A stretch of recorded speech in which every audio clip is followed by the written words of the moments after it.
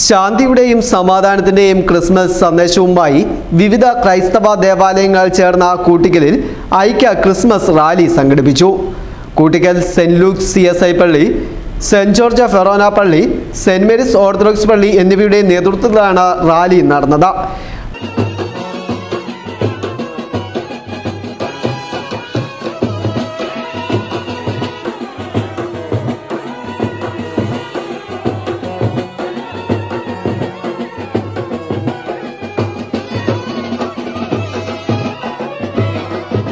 വൈകിട്ട് 6-ന് saint George പള്ളിയിൽ നിന്നും റാലി ആരംഭിച്ചു.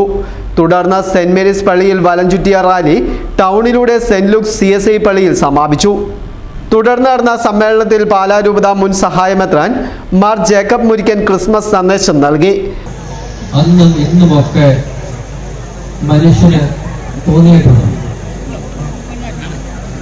അതുപോലെ തന്നെ പ്രധാനമാണ് ഈ കാലത്തൊഴുത്തിൽ ജനിച്ചവനെ father Cyril Thayyil, reverend PK Sebastian, father Vincent Varghese, father Joseph Vadakkemangalath, father Joseph Mecheriyil തുടങ്ങിയവർ പരിപാടിക്ക് നേതൃത്വം നൽകി.